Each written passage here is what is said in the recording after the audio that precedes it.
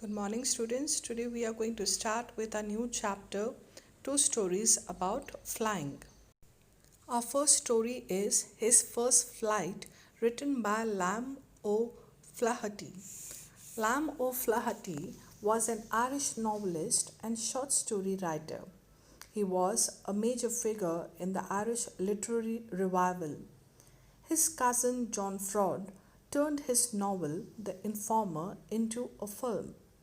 He was most known for his short stories, which were predominantly written in Irish. The story, His First Flight, is an interesting story of a hesitant and timid seagull learning the art of flying. While his two brothers and sisters had already learned flying, his fear and hesitation stopped him from doing so. So, we are going to read how does he conquer his fear. His first flight. The young seagull was alone on his ledge. His two brothers and his sister had already flown away the day before. The young seagull, that is a seabird, was alone on a ledge, that is a narrow horizontal cliff. His two brother and his sister had already flown a day before previous day. He had been afraid to fly with them. This young seagull was afraid to fly and in fact was not able to imitate or copy brother and sister who was flying. So he was altogether afraid. Somehow, when he had taken a little run forward to the brink of the ledge and attempted to flap his wings, he became afraid. So he looks and imitates the brother and sister, and he makes a little run forward ahead to the brink, to the edge, to the corner of the ledge, and attempted and tried to flutter his wings. He became afraid. He got altogether scared. Now, what was he scared of?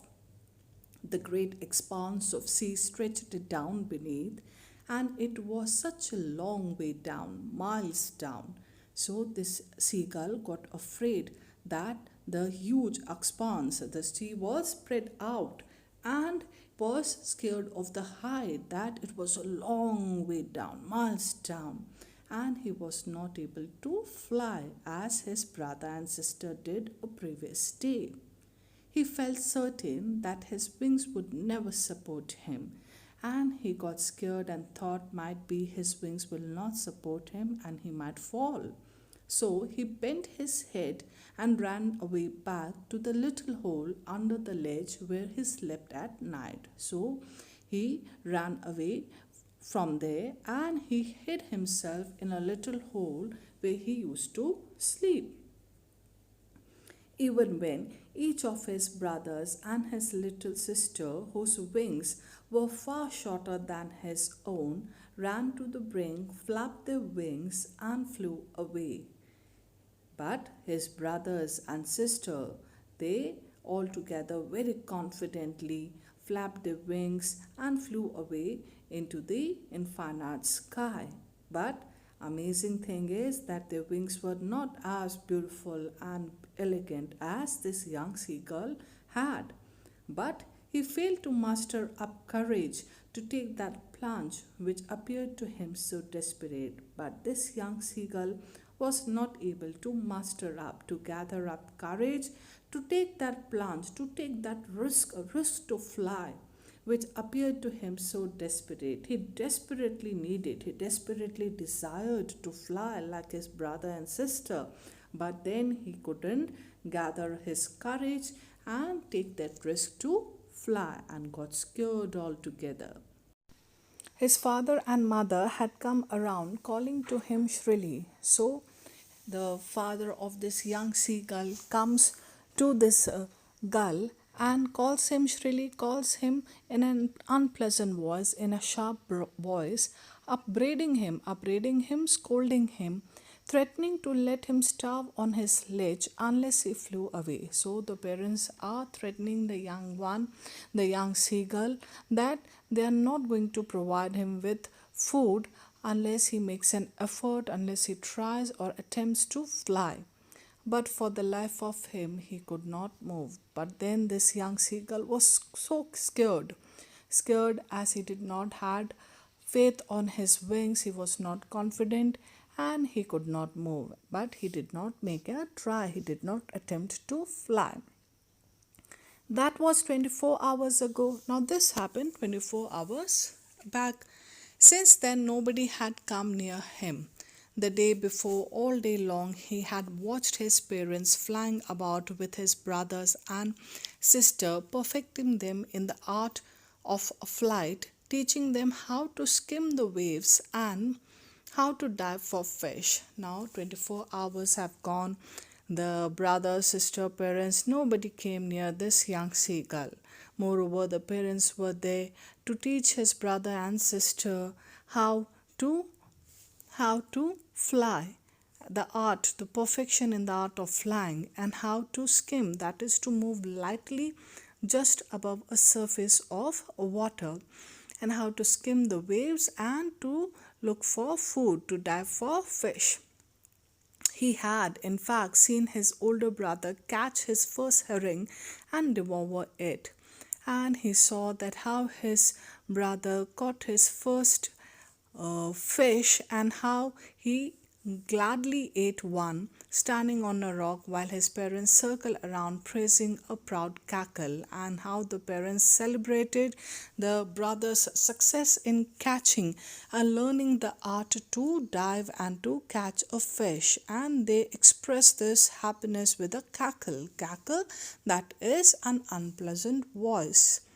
And all the morning the whole family had walked about on the big plateau midway down the opposite cliff, taunting him with his cowardice, and how the parents engaged themselves in teaching the brother and sister the art to fly, and they had enjoyed their walk at the big plateau, and how each one of the family was taunting this young seagull that he is so coward, he does not have a daring, and he does not even make an attempt to fly.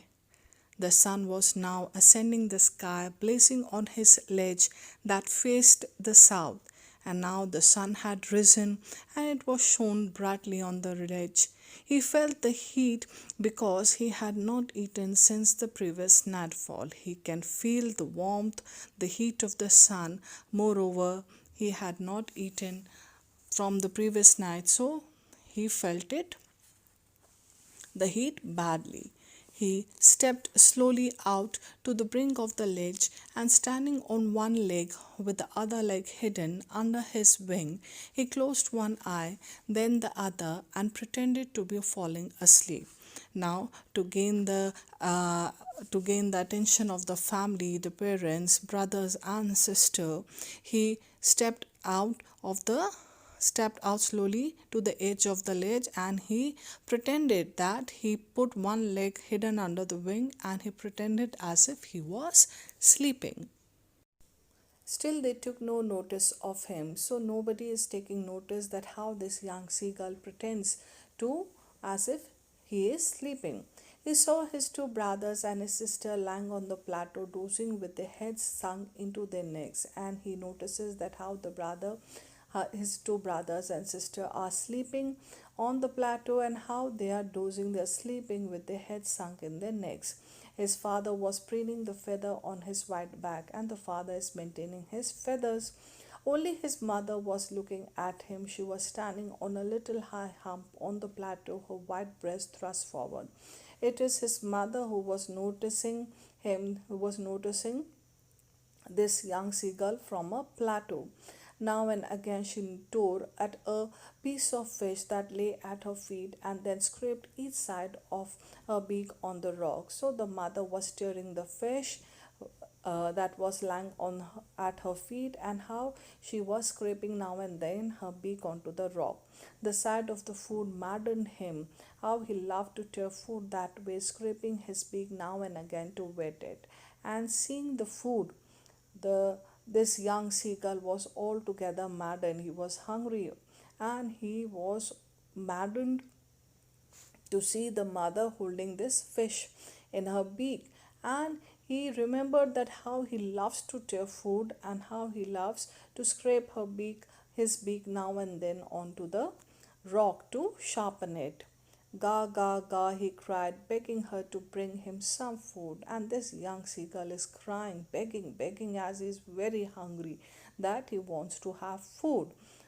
Go, go, ah, she screamed back derisively, and the mother mockingly cries, screams, and shouts at the young seagull. But he kept calling plaintively, and after a minute or so, he uttered a joyful scream.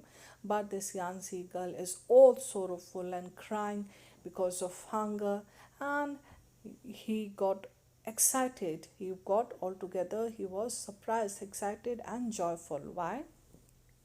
His mother had picked up a piece of fish and was flying across to him with it. So, when he notices that the mother is having a piece of fish in her beak and he is coming towards him, he got very excited and he uttered a joyful scream.